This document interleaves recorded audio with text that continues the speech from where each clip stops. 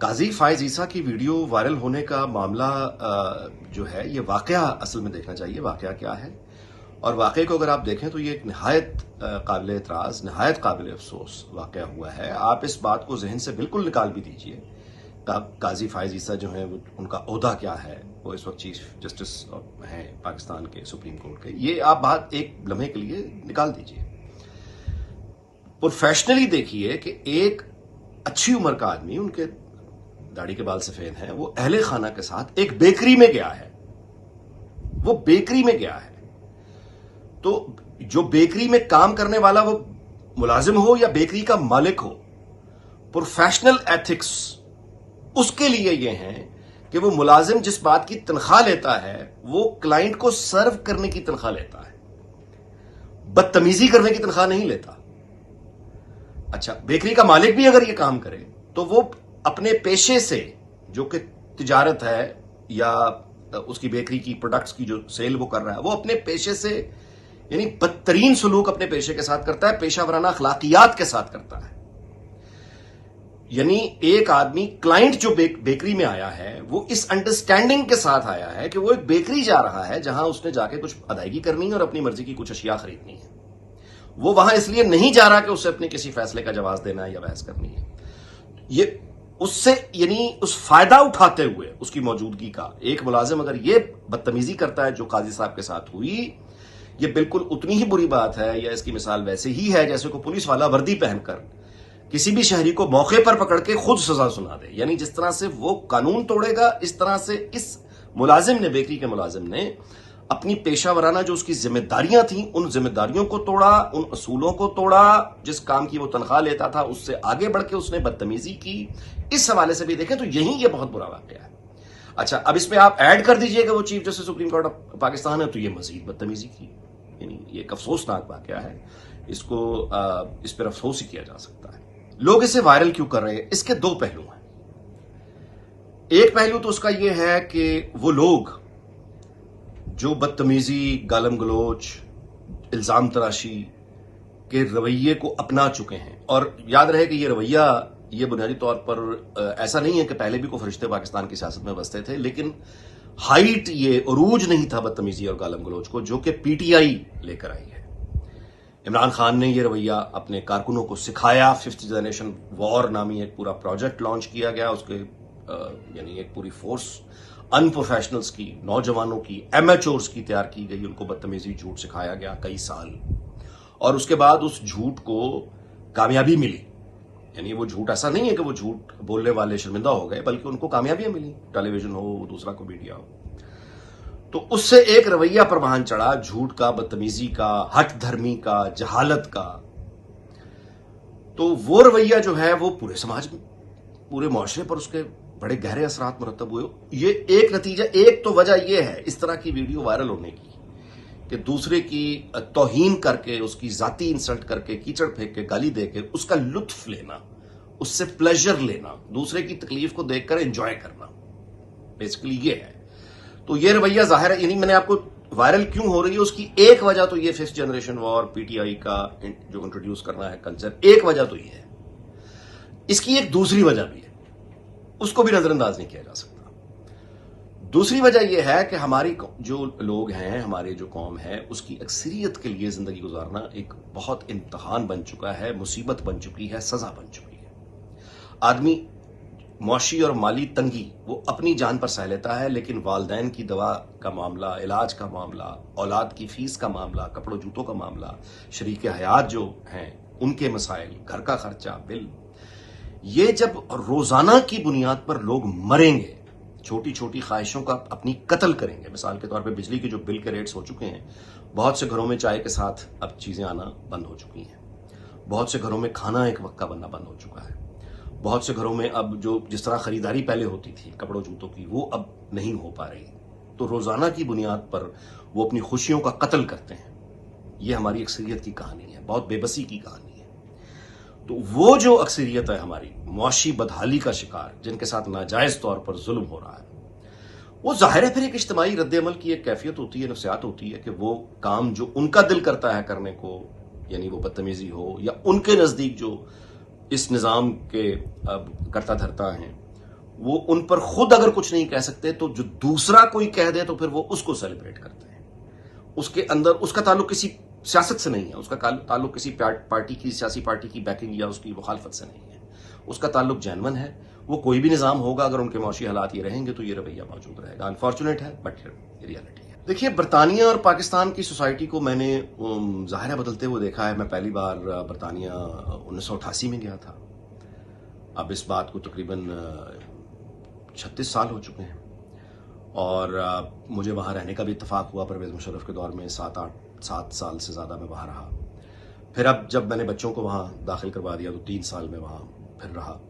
اب بھی چونکہ بچے میرے وہیں پڑھتے ہیں اور گھر ہے, بیگم ہے, تو میں تقریباً روزانہ کی بنیاد پر میرا رابطہ وہاں بھی رہتا ہے, یہاں بھی رہتا ہے. تو میں 36 سال سے دونوں سوسائٹیز کو میں نے ایوالو ہوتے ہوئے دیکھا ہے. اور برطانیہ کی سوسائٹی میں بھی بہت تبدیلیاں آ چکی ہیں, پاکستان کی سوسائٹیز میں بھی بہت تبدیلیاں آ چکی ہیں. لیکن مطلب میں اس کو ایکسپلین اس طرح سے کروں گا کہ برطانیہ کی سیاست میں آپ تصور نہیں کر سکتے تھے 88 میں یا 2010 تک بھی کہ بورس جانسن جیسا کوئی آدمی وزیر اعظم بننے میں کامیاب ہو جائے گا, جس کے پیچھے کریڈٹ پر وہ جب میڈیا میں تو کچھ اس کی جھوٹی خبریں بھی اس کے نام سے منسوب ہیں, جھوٹے بیانات اس کے نام سے مل جاتے ہیں, عام مل جاتے ہیں. کووڈ کی پابندیوں کے دور میں جو اس نے جس طرح سے بیہیو کیا وہ بھی اب سب کے سامنے ہے.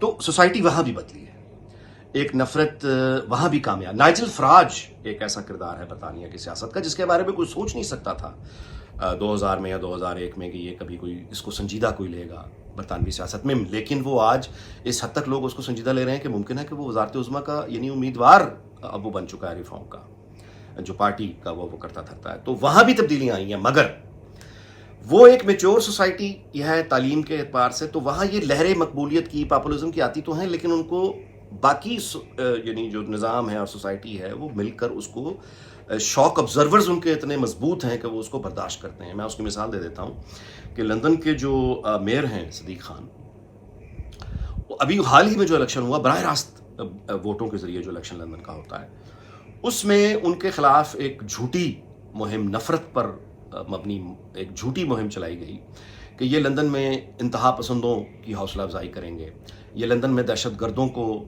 رہنے کی جگہ اور پناہ دیں گے, ان کی سرپرستی کریں گے, یہ دہشت گردوں کے ساتھ مل کر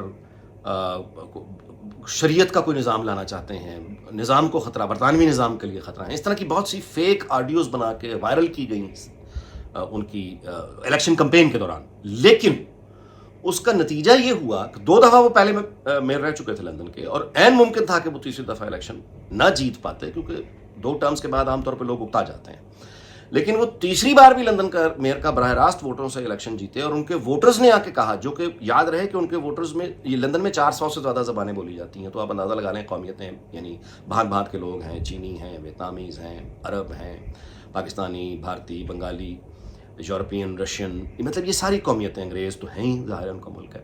تو ان تمام مشترکہ جو آپ کہیے جو کانشیس تھا, اس نے جب نفرت کے اوپر جھوٹی مہم دیکھی صدیق خان کے خلاف, تو انہوں نے پھر اسی کو ووٹ دے کے تیسری مرتبہ اس کا انتخاب کیا اور اس کو جتوایا. اسی طرح سے اب حال میں جو برطانیہ میں فساد ہوئے ہیں نسل کے نام پہ, امیگریشن کے خلاف, آپ دیکھ رہے ہیں کہ پورا نظام حرکت میں آ کے کس طرح ان کو چکڑ رہا ہے. وہ کسی کو معاف نہیں کر رہے. وہ 69 ایئرز اولڈ ایک بزرگ ہو, ان کا سٹیزن, یا 12-13 سال کا بچہ ہو, وہ کسی قانون لاگو کر رہے ہیں, فساد کی اجازت نہیں. ہمارے ہاں انفارچونیٹلی میں یہ نہیں کہہ سکتا. ہمارے ہاں سوسائٹی میں جو تبدیلیاں آئی ہیں وہ انتہا پسندی کو اب ایک نارمل بنا دیا گیا ہے. ہمارے ہاں وہ باتیں جو باقی دنیا کے معاشروں میں ناقابل تصور ہیں, ہمارے ہاں وہ عام طور پہ روزانہ ہوتی ہیں اور اس پر کسی کو حیرت نہیں ہوتی. میری تشویش, میرا کنسرن سب سے زیادہ ایسی بات پر ہے کہ ہمارے ہاں انفارچونیٹلی وہ باتیں جن پر طوفان اٹھ جانا چاہیے وہ ہمارے ہاں بالکل نارمل ہیں. مثال کے طور پہ بچوں کا سڑکوں پر ننگے پیر بھیک مانگنا, مثال کے طور پہ چائلڈ لیبر, مثال کے طور پہ اس طرح کے بہت سے چھوٹے ملازموں کو مار دینا, آئے دن خبریں ملتی ہیں. امیروں کا غریبوں کو مار دینا اور اپنے حق میں فیصلے کرا لینے. یہ وہ چیزیں ہیں ہمارے ہاں جو اتنی بے شرمی کے ساتھ نہیں ہوتی تھیں, اب ہونے لگی ہیں. نہ صرف ہونے لگی ہیں بلکہ یہ نارمل, اس کو تصور کر کے قبول کر لیا گیا ہے. 26ویں آئینی ترمیم پر مولانا کا نظریہ تو میرا خیال ہے کہ ان کا معاملہ نظریے سے زیادہ ان کی اپنی پارٹی اور اپنے حوالے سے ان کے کچھ تحفظات تھے. ان کو کچھ حساب پورے کرنے تھے. ان کو احتجاج کرنا تھا, ان کو اپنے آپ کو ری اسرٹ کرنا تھا. مولانا فضل الرحمان نے پاکستان میں طاقت کے حلقوں کو یہ بتانا تھا کہ وہ مولانا فضل الرحمان کو فار گرانٹیڈ نہیں لے سکتے. ان کی اپنی ایک اہمیت ہے جس کو تسلیم کرنا پڑے گا, ان کو عزت دینی ہوگی. اصل تو بات یہ تھی, یعنی جس انداز سے مولانا سے تصور کیا گیا کہ ٹیلی فون کروا کے پریشر کروا کے فلاں کا ہم منوا لیں گے, وہ اس تصور میں انہوں نے اپنی توہین سمجھی اور وہ رد عمل دیا اور درست دیا. باقی اب ان کو ظاہر ہے کہ وہ چونکہ اپنے آپ کو ری اسرٹ کر چکے ہیں, وہ اپنی اتھارٹی ری اسٹیبلش میسج جن کو دینا تھا وہ دے چکے ہیں. تو 26ویں آئینی ترمیم پہ تو میرا خیال ہے کہ ان کے وہ بالکل رد و بدل کے ساتھ ان کی کچھ تجاویز شامل ہونی چاہیے, بٹ وہ نظریہ ان کا بالکل قبول کروانے کے حوالے سے تبدیل اب ہو چکا ہے. 26ویں آئینی ترمیم اگر منظور ہوتی ہے تو ظاہر ہے کہ وہ اس کا جو سارا کریڈٹ ہے سیاسی طور پر وہ بلاول بھٹو بالکل لینا چاہیں گے, اور شہباز شریف کے لیے بہت مشکل ہوگا اس کا کریڈٹ لینا, کیونکہ وہ جتنی زور طاقت لگا سکتے تھے انہوں نے لگا دی. ان کے وزراء کے بیانات ریکارڈ پر موجود ہیں, ان کی ساری ایفرٹس جو تھیں قوم اس کی گواہ ہے. میاں نواز شریف کا لاہور سے چل کر آنا ساری قوم نے دیکھا ہے. تو ظاہر ہے کہ یہ اب کامیابی جیسا کہ اب دکھائی دے رہا ہے کہ 26ویں آئینی ترمیم نے تو آنا ہے اور پاس بھی ہونا ہے. کریڈٹ ظاہر ہے کہ اس کا جائز طور پر بلاول بھٹو کی پوری کوشش ہوگی کہ وہ لیں, اور میرا خیال ہے کہ ان کو ملے گا بھی. دیکھیے, میں آئین یا قانون کا طالب علم نہیں, نہ ہی میں پیشہ ور وکیل ہوں جو میں 26ویں آئینی ترمیم کے اوپر کوئی ماہرانہ رائے دے سکوں. میں ایک عام شہری کی حیثیت سے یا سیاست اور تاریخ کا طالب علم ہونے کی حیثیت سے, ایک آئینی ترمیم چونکہ ہر شہری کی زندگی پر اثر کرتی ہے, تو میں وہ ایک رائے یہ ضرور دے دیتا ہوں, اتنا ضرور عرض کر دیتا ہوں کہ کانسٹیٹیوشنل کورٹ کا اب ہمارے ہاں بننا یہ ناگزیر ہو چکا ہے. اور بڑی معذرت کے ساتھ عرض ہے کہ اس کا ذمہ دار کوئی اور نہیں, خود عدلیہ کے ججز حضرات ہیں. گزشتہ 2 سالوں میں جس طرح کے ہم نے فیصلے دیکھے ہیں, جس طرح کی کھینچا تانی دیکھی ہے, جس طرح سے ہم نے بات کا بتنگڑ بنتے ہوئے دیکھا ہے, جس طرح سے ہم نے ایک سیاست ہوتے ہوئے دیکھی ہے, سیاسی آراء کا اظہار دیکھا ہے, جس طرح سے ہم نے ایک سابق چیف جسٹس کا یوٹیوبرز کو گھر پہ بلا کے باقاعدہ ایک ان آفیشیل پریس کانفرنس کا ایک طریقہ ہے کہ آپ یوٹیوبرز کو گھر بلائیں اور ان کو اپنا باقاعدہ پولیٹیکل نظریہ فیڈ کریں. یہ عمر عطا بندیال جو چیف جسٹس تھے ان کے دور میں یہ بھی ہو چکا ہے, وہ انہوں نے خود کیا ہے. تو اب یہ ناگزیر ہے کہ کانسٹیٹیوشنل کورٹ کا قیام, تاکہ آئینی اور قانونی پیچیدگیوں کو وہاں پہ حل کیا جائے, اور سپریم کورٹ کا جو اصل کام ہے وہ اپنے کام کی طرف, یعنی قوم کو انصاف, لوگوں کو انصاف, جن کا سیاست سے تعلق نہیں, جن کا پاور پالیٹکس سے کوئی تعلق نہیں, جو نہ کسی دھڑے بندی میں ہیں نہ کسی لڑائی میں شریک ہیں, وہ ان کو یہ بیسیکلی ان کے پیسوں سے یہ سارا نظام چل رہا ہے اور انہی کو انصاف نہیں مل پا رہا. اس کی وجہ یہ ہے کہ چند لوگ سیاست کھیل رہے ہیں. تو اس کا مستقل حل وہ کانسٹیٹیوشنل کورٹ ہے. کہ آپ نے آئین کے بارے میں کوئی بحث کرنی ہے تو سپریم کورٹ کی روزمرہ کی کارروائی, وہ دن ضائع نہ ہو, وہ وقت ضائع نہ ہو, وہ آپ کانسٹیٹیوشنل کورٹ میں اپنے یہ مسائل طے کرتے رہیں. تو یہ ایک بہت ضروری قدم ہوگا. اور دوسری بات جہاں تک یہ ہے کہ پارلیمنٹ کو سپریم کرنا اور ججز کی اپوائنٹمنٹ طریقہ کار میں پارلیمنٹ کا خود کو اسرٹ کرنا, یہ اب دوسری بات ہے. اس میں بھی میں یعنی ظاہر ہے کہ پارلیمانی تاریخ, جمہوری تاریخ کا جو بھی طالب علم ہوگا وہ یہی کہے گا کہ پارلیمنٹ سپریم ہوتی ہے, اور ججز جو ہیں وہ ان کو بھی بہرحال پارلیمنٹ کے سامنے جواب دہ ہونا پڑتا ہے. یہ دنیا بھر میں یعنی جمہوری روایات کا ایک حصہ ہے کہ ججز جو ہیں وہ یعنی ظاہر ہے کہ وہ قوم کے منتخب لوگ نہیں ہوتے, اور وہ نہ تو فارن پالیسی بنانا ان کا کام ہے, نہ ٹریڈ کے معاملات میں آنا ان کا کام ہے, نہ ملک کے پالیسی میکنگ ان کا کام ہے.